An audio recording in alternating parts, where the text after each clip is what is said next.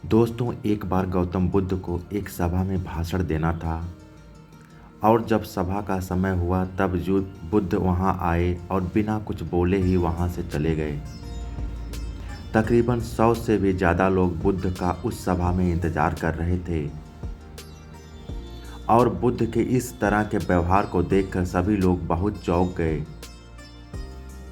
लेकिन किसी ने भी बुद्ध से कोई भी प्रश्न नहीं किया। क्या आप जानते हैं भगवान बुद्ध ने ऐसा क्यों किया? अगर नहीं जानते तो वीडियो में एंड तक बने रहो, क्योंकि आज हम आपकी लाइफ में एक वैल्यू ऐड करने वाले हैं। अगर मैं आपकी लाइफ में एक वैल्यू ऐड नहीं कर पाया तो आप कमेंट में नो लिख कर जाना और अगर कर पाऊंगा तो यस लिख के जाना।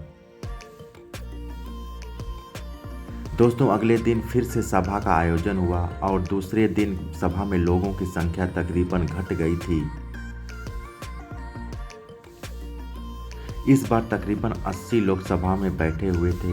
बुद्ध सभा में आए, लेकिन इस बार भी बुद्ध ने वही किया जो पहले किए थे। यानी बुद्ध इस बार भी आए और बिना कुछ बोले ही वहां से चले गए। लोग दोबारा से चौंके, लेकिन किसी ने भी बुद्ध से कोई प्रश्न नहीं किया। अगले दिन सभा का आयोजन फिर से किया, लेकिन इस बार सभा में लोगों की संख्या और घट गई। इस बार सभा में केवल 50 लोग ही आए हुए थे। बुद्ध सभा में फिर से आए और उन्होंने इधर उधर देखा और बिना कुछ बोले ही सभा से चले गए। उसके बाद कुछ लोग क्रोधित भी हुए, क्योंकि लोगों ने अपना काम छोड़ छाड़ कर आए हुए थे, लेकिन किसी ने भी बुद्ध से कोई प्रश्न नहीं किया। अगले दिन फिर से सभा का आयोजन हुआ। दोस्तों, आप लोग जो इस वीडियो को देख रहे हैं, आप में से भी कुछ लोग मन ही मन यह कह रहे होंगे कि अरे कितनी बार सभा का आयोजन होगा, और आप लोगों को भी इस वीडियो को देखते हुए वक्त इरिटेशन होना शुरू हुआ होगा। और जिन जिन लोगों को भी अभी इरिटेशन होनी शुरू हो गई है, उन लोगों को तो यह वीडियो बड़े ध्यान से देखना और समझना चाहिए, क्योंकि यह वीडियो आपके लिए ही बनाई गई है। उन लोगों को तो यह अगले दिन फिर से सभा का आयोजन हुआ, लेकिन इस बार सभा की संख्या और ज़्यादा घट गई थी। यानी इस बार सभा में सिर्फ 30 लोग ही आए थे। फिर उसके बाद बुद्ध सभा में आए, मुस्कुराए और फिर से बुद्ध ने वही किया, यानी बिना कुछ बोले ही वहां से चले गए। इस बार भी लोग बहुत क्रोधित हुए और इस बार लोगों ने पीछे से कुछ कहा भी और बड़बड़ाए भी, लेकिन बुद्ध ने उनके किसी भी प्रश्न का उत्तर नहीं दिया। दोस्तों, अगले दिन फिर से सभा का आयोजन हुआ और इस बार लोगों की संख्या बहुत ज़्यादा घट गई थी। यानी इस बार सभा में कुल मिलाकर 15 लोग ही आए हुए थे। इस बार भी बुद्ध सभा में आए, लेकिन इस बार बुद्ध अपना आसन ग्रहण कर लेते हैं। फिर बुद्ध बोले और बुद्ध ने उन 15 लोगों को उपदेश दिया और वे 15 लोग ही बुद्ध के भिक्षु बन गए और आगे चलकर उन 15 लोगों ने ही बुद्ध के ज्ञान को अलग अलग दिशाओं में फैला दिया। फिर एक दिन बुद्ध से किसी ने पूछा कि बुद्ध, आप कई दिनों तक बिना बोले ही सभा से क्यों चले जाते थे?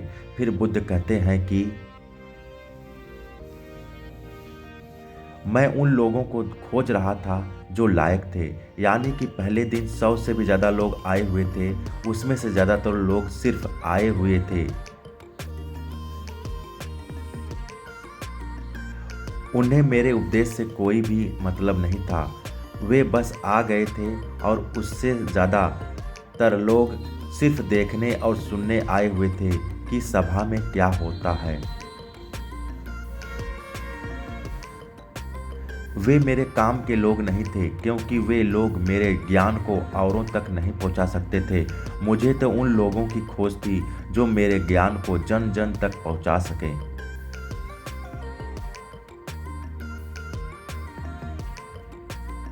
कई दिनों तक सभा से बिना बोले ही मैं इसलिए चला गया क्योंकि मैं यह देखना चाहता था कि वे लोग कौन हैं जिनके भीतर वास्तव में प्यास है। जिन लोगों के भीतर में वास्तव में प्यास थी वे लोग अंत तक जरूर रुके, और जो लोग बस ऐसे ही आ गए थे वे लोग पहले या दूसरे दिन ही चले गए। जिनके भीतर धैर्य था उन्हें मुक्ति का मार्ग भी मिला, और जो लोग जल्दबाजी में थे वे लोग अब घर में बैठे हुए थे। सवाल यह नहीं है कि मैं तुम्हें क्या दे सकता हूं, बल्कि सवाल यह है कि तुम क्या ले सकते हो। तुम्हारा पात्र कितना बड़ा है और कितने के तुम हकदार हो।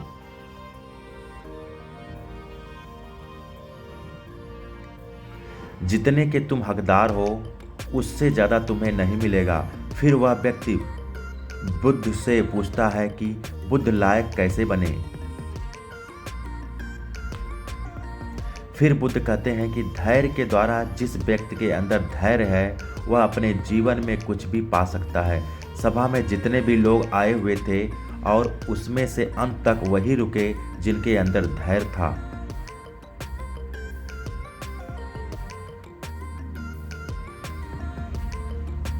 चाहे तुम्हारे जीवन में तुम्हारा लक्ष्य जो कुछ भी हो, लेकिन तुम बिना धैर्य के सफलता के चरम तक नहीं पहुंच सकते हो। फिर वह व्यक्ति बुद्ध से पूछता है कि कोई व्यक्ति अपने भीतर के धैर्य को कैसे बढ़ाए। बुद्ध कहते हैं कि निरंतर अभ्यास के द्वारा हम अपने भीतर के धैर्य को बढ़ा सकते हैं।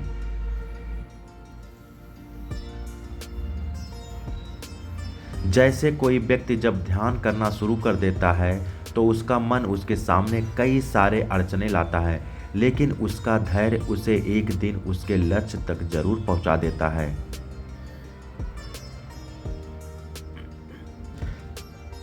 फिर वह व्यक्ति बुद्ध से कहता है कि मैं समझ गया हूँ बुद्ध, मैं समझ गया, यानी मुझे धैर्य के साथ निरंतर अभ्यास करने की आवश्यकता है। दोस्तों, अब आपको समझ आ गया कि आपके पास वो क्यों नहीं है जो आप पाना चाहते हैं, क्योंकि आप उसके लायक नहीं हैं।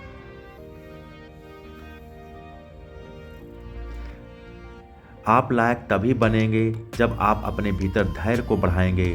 और धैर्य कैसे बढ़ेगा? अब सवाल यह है कि धैर्य कैसे बढ़ेगा। धैर्य बढ़ेगा निरंतर अभ्यास के द्वारा। और अभ्यास कौन करेगा? अभ्यास करेंगे आप। तो फिर करते क्यों नहीं? दोस्तों, खुद से ईमानदारी के साथ एक प्रश्न जरूर पूछिए कि जो आप भविष्य में बनना चाहते हैं उसके लिए क्या आप धैर्य के साथ कर्म कर रहे हैं कि नहीं। दोस्तों, अगर उसका उत्तर नहीं है तो उसकी असफलता के लिए जिम्मेदार आप खुद होंगे। आज ही एक गौतम बुद्ध की शिक्षाप्रद कहानी आपको पसंद आई होगी तो नीचे कमेंट बॉक्स में यस जरूर लिखें।